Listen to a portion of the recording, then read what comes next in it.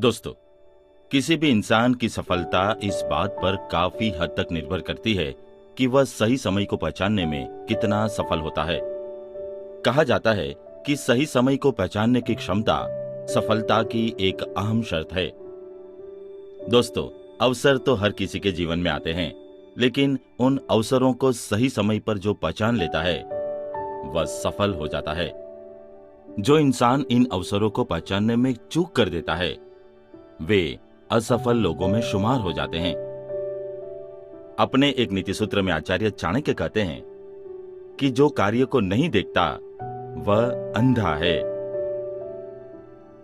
दोस्तों, जो इंसान यह नहीं जानता कि कब क्या करना चाहिए, उसे तो आंख होते हुए भी अंधा ही कहा जा सकता है।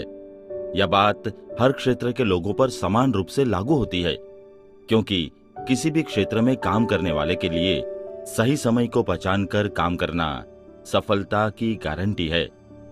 जो ऐसा नहीं करते वे असफल होते हैं। ऐसे लोगों को आचार्य ने अंधा कहा है। दोस्तों, कार्य की चिंता वास्तविक कार्य से कहीं अधिक घातक होती है और हमें धीरे धीरे वह जलाती खाती रहती है। दोस्तों, प्रत्येक व्यक्ति के जीवन में ऐसा समय जरूर आता है जब उसे उतना कार्य तो करना ही पड़ता है जितना कि वह नहीं किया करता। ऐसा समय भी आता है जब कार्य का भार असहनीय हो जाता है। दोस्तों, आपके सामने जैसे ही कोई काम आए उसे उसी वक्त शुरू कर दीजिए। आज का काम कल पर टालने की कोशिश न करें। कुछ कार्य ऐसे होते हैं जिन्हें तत्काल करना हमारे लिए आवश्यक होता है, किंतु वे कार्य हमें अप्रिय होने के कारण हम में उन्हें टालने की आदत पड़ जाती है और कभी कभी तो हम उन्हें बिल्कुल ही भूल जाते हैं।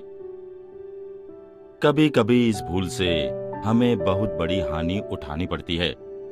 अप्रिय कार्यों को इस प्रकार टालते रहने से हमारे सामने एक और गंभीर समस्या उठ खड़ी होती है। अपने भीतर की अप्रियता को इस प्रकार बढ़ाते रहने से हमारी आत्मशक्ति क्षीण हो जाती है।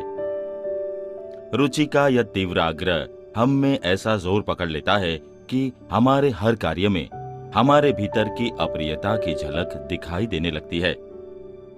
दोस्तों, इस प्रकार अप्रिय कार्यों को टालते रहने से दूसरे कार्यों पर भी प्रभाव पड़ता है और आपकी हर कार्य करने की शक्ति क्षीण पड़ती जाती है। केवल इतना ही नहीं, कार्यों को इस प्रकार बराबर टालते रहने से हमारे मस्तिष्क पर सदैव एक भार सा बना रहता है। फिर हर कार्य को हम विवशता की स्थिति में, बड़ी परेशानी की अवस्था में और जल्दी में किसी प्रकार समाप्त करते हैं, जबकि हर कार्य हमारा सरलता से और थोड़े समय में ही पूरा हो सकता था। दोस्तों, जो व्यक्ति प्रतिदिन के कार्यों को कल पर टालते जाते हैं वे उन्हें कभी पूरा और सही नहीं कर पाते हैं। अरुचिकर कार्यों को प्रतिदिन के कार्यों में सबसे पहले करें। इससे यह होगा कि जब तक आप उस कार्य को करते रहेंगे तभी तक आपको थोड़ी बहुत तकलीफ होगी, लेकिन जहां काम खत्म हुआ आप संतोष की सांस लेंगे। आप दिन भर खुश नजर आएंगे। काम कर चुकने पर आप खुद ताज्जुब करेंगे कि जिस काम को आप मुश्किल समझते थे वह असल में कितना आसान है। इस तरह सारे दिन का काम आपके लिए सरल हो जाता है। आइए इसके अनुसंधान में एक कहानी सुनते हैं। चुन मुन करे तो क्या करे, उसे हर समय लगता था उसके सिर पर होमवर्क का भारी पहाड़ आ पड़ा है और उसका भार हर समय बढ़ता ही जा रहा था। चुनमुन उसके नीचे दबा पिसता जा रहा था। छोटे से चुनमुन ने इस बड़ी सी समस्या का हल खोजने की कितनी ही कोशिश की पर सफल नहीं हो पाया। उसकी सिरदर्दी बढ़ती ही जा रही थी।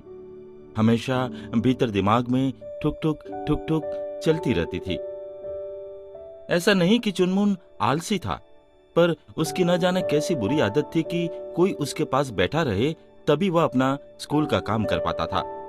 अकेले में या तो उसका टीवी देखने का मन होता या फिर सोने का। कभी कभी अकेला बैठा बैठा वह लूडो या कैरम बोर्ड खेलता रहता। फिर न जाने कब झपकी आ जाती और वह नींद की गोद में चला जाता। उठते ही फिर उसकी सिरदर्दी शुरू हो जाती। Homework homework. असल में तो पहले मम्मी उसे स्कूल का सारा काम करवा देती थी, या फिर मम्मी के पास बैठा बैठा वह खुद काम करता रहता था। जहां कहीं भी मुश्किलें आती थी मम्मी से पूछ लेता और फिर होमवर्क पूरा करने में जुट जाता। इस तरह उसकी गाड़ी चलती रहती थी। पर पिछले 6 महीने से पापा की तरह मम्मी भी काम पर जाने लगी थी। पापा और मम्मी दोनों ही अक्सर शाम को 6 साढ़े 6 बजे तक आते थे। घर में अकेला बैठा बैठा क्या करे चुनमुन, उसकी मुश्किलें तो लगातार बढ़ती ही चली जा रही थी, मगर कोई उन्हें समझता नहीं था। चुनमुन स्कूल से आता तो सीधा पड़ोस वाली मीना आंटी के घर जाता। उनसे चाबी लेकर ताला खोलता। कोई चिट्ठी हो या बिजली पानी का बिल तो उसे संभाल कर रख लेता। फिर फ्रिज से निकाल कर पानी पीता, हाथ मुंह धो लेता। उसके बाद दोपहर का खाना, और खाना भी क्या, बस फ्रिज से ब्रेड बटर निकाल कर खा लेता और टीवी देखने बैठ जाता। लेकिन मन में खुट चलती रहती, होमवर्क होमवर्क होमवर्क। चुनमुन प्रतिदिन सोचता, विद्यालय से आकर खाना खाने के बाद वह सीधा होमवर्क किया करेगा, पर जाने क्यों यह नियम उसका चल ही नहीं पाया। होमवर्क करने की बात सोचता तो मन मानता ही नहीं था। घर में अकेला बैठा भला पुस्तकों का बोझ कैसे ढोए। घबराकर वह टीवी खोलकर बैठ जाता। शुरू में उसे होमवर्क की ज्यादा चिंता नहीं थी। सोचता था कर लूंगा, किस बात की जल्दी है। मगर लगातार पिछड़ते पिछड़ते अब तो इतना पिछड़ गया था कि उसे लगता था कि वह चाहे तो भी स्कूल का काम नहीं कर पाएगा। यहाँ तक कि कॉपी और बैग उठाते भी उसे डर लगता था, और उसका यह डर बढ़ते बढ़ते दिनों दिन पहाड़ होता जाता था। प्रतिदिन अंग्रेजी और गणित वाली मैडम की डांट सुननी पड़ती थी। विज्ञान की अध्यापिका भी अब फटकार लगाती, अगर स्कूल का काम नहीं कर सकते तो स्कूल आते ही क्यों हो, अपना नाम क्यों नहीं कटा लेते। एक बार तो वो रो पड़ा था। रोते रोते मम्मी से कहा तो मम्मी ने उसे और डांट पिला दी। वो बोली, तो फिर क्यों नहीं करता रोज के रोज अपना स्कूल का काम। मम्मी मुझे नहीं आता है, चुनमुन ने डरते डरते कहा।